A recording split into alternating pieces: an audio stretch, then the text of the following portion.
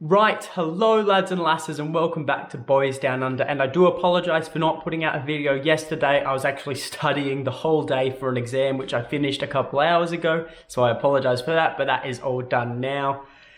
Today, as you can tell by the title, we are going to be covering those players for Celtic who could still leave before the August 30 deadline day. So I'll be including potential moves, so like which clubs they could be heading to and how their time at Celtic has been. Look, if you are enjoying the content, please remember to subscribe to the channel. The support and growth of this channel since I made it like just over a week ago has been absolutely amazing. Like, it's mind-boggling how great of a community we're building here. So let's just keep that ball rolling. But without further ado, let's get into it. So the first player Celtic could be offloading before the transfer deadline day is Leigh Griffiths. And this is a sad one because he's given a lot to the club since his arrival in 2014.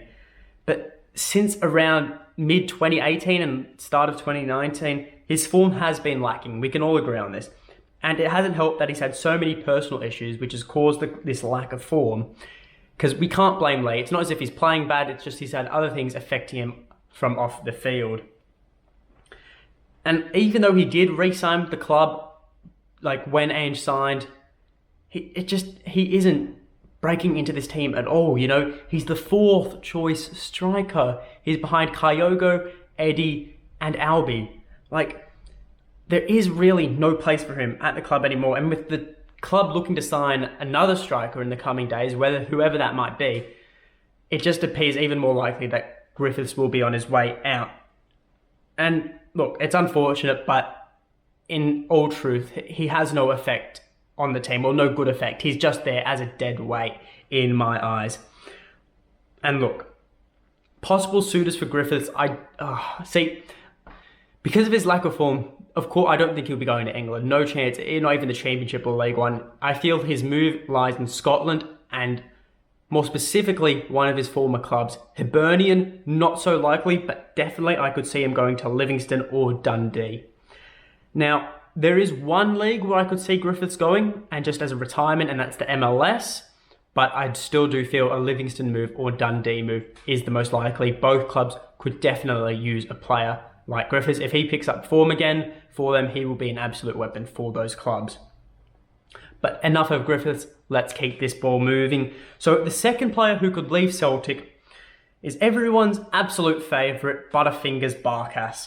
And he has been with the club since the start of last season and was a panic buy by Neil Lennon for $5 million and incentives after Fraser Foster turned down the opportunity to return back to the club. Nice one, Neil.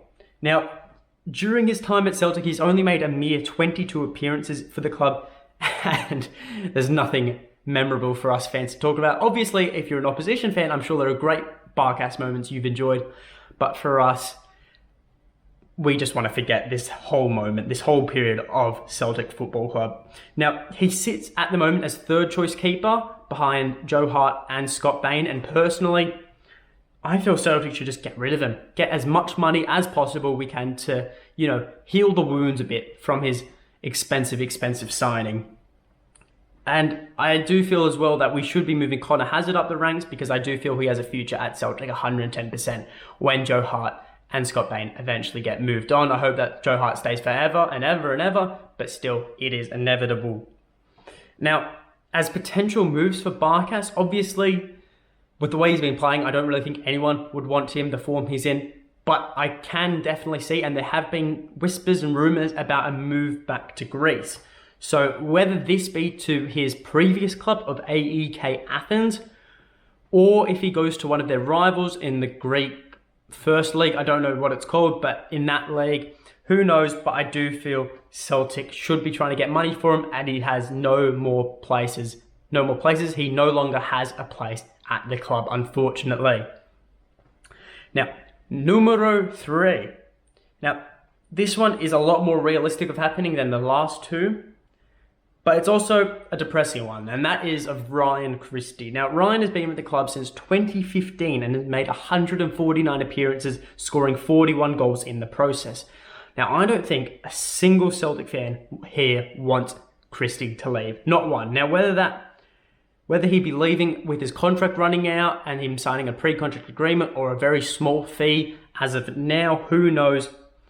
But under this year and end, he is an absolute different breed. He's becoming that player that we all knew he could become when he first signed for Celtic.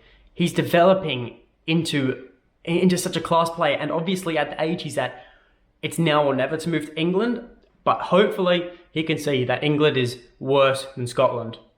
It 100% is. Scotland is the best, Celtic is the best. We don't even need to talk about that.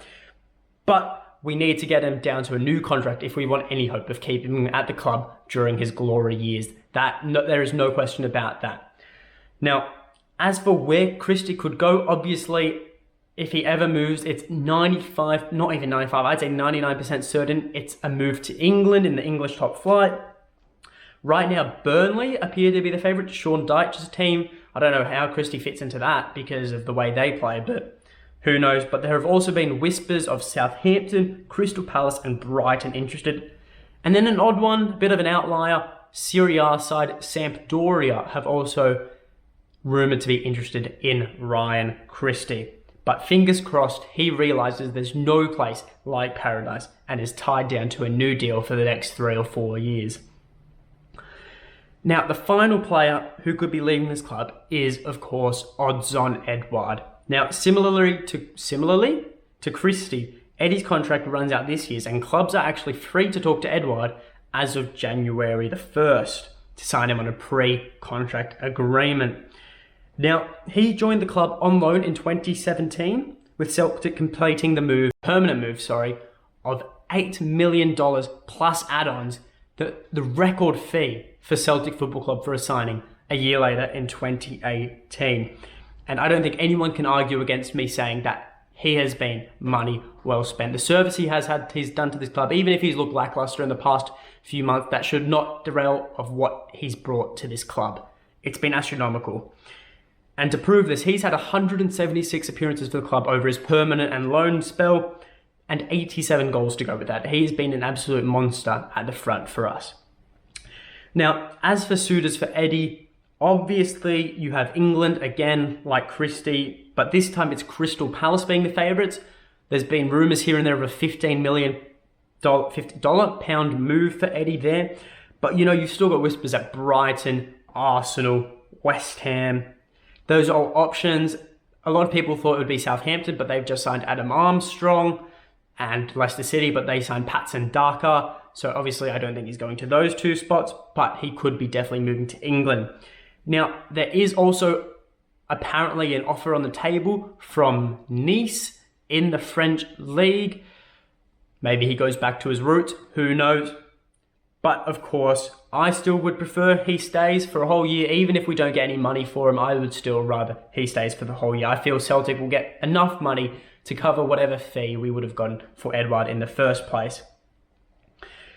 To me, and yeah, that's that. Look, anyways, that is all from me. Sorry about it, I just had a stroke.